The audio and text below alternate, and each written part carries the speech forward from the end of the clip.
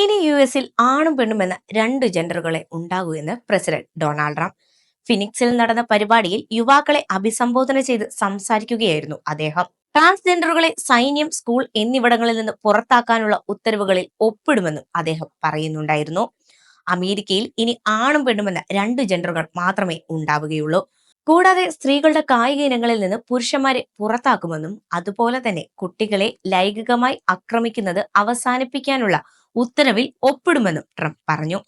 Democrat, Republican പാർട്ടികൾ transgender രാഷ്ട്രീയത്തിൽ വൈരുദ്ധ്യാത്മക നിലപാടുകളാണ് സ്വീകരിക്കുന്നത്.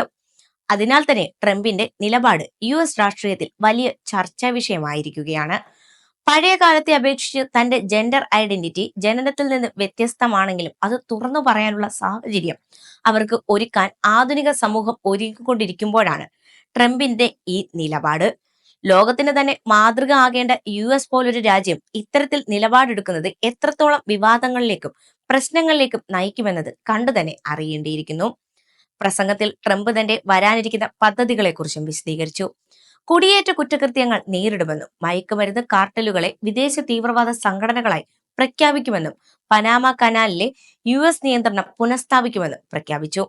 ഉക്രൈനിലെ യുദ്ധം അവസാനിപ്പിക്കുമെന്നും മിഡിൽ ഈസ്റ്റിലെ അരാജകത്വം അവസാനിപ്പിക്കുമെന്നും മൂന്നാം ലോക മഹായുദ്ധം തടയുമെന്നും അദ്ദേഹം പറഞ്ഞിട്ടുണ്ട്.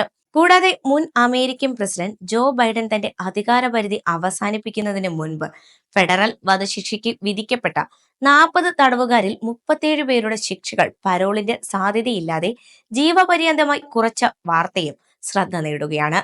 ജനുവരിയിൽ പ്രസിഡന്റായി അധികാരമേറ്റതിനു ശേഷം ഫെഡറൽ തലത്തിൽ വധശിക്ഷ പുനരാരംഭിക്കുമെന്ന് ഡൊണാൾഡ് ട്രംപ് പ്രതിജ്ഞയെടുത്തിരുന്നു. എന്നാൽ വധശിക്ഷ ഇളവ് ചെയ്യാനുള്ള ബൈഡന്റെ തീരുമാനം ട്രംപിന് അസാധുവാക്കാൻ കഴിയില്ല. തന്റെ മുൻ ഭരണകാലത്തെ 20 വർഷത്തെ മൊറട്ടോറിയത്തിന് ശേഷം ട്രംപ് ഫെഡറൽ വധശിക്ഷകൾ പുനരാരംഭിച്ചതാണ്. എന്നാൽ ബൈഡൻ അധികാരമേറ്റപ്പോൾ ആ തീരുമാനം മാറ്റുകയും ചെയ്തു. അതാണിപ്പോൾ ആവർത്തിക്കപ്പെടുന്നത്.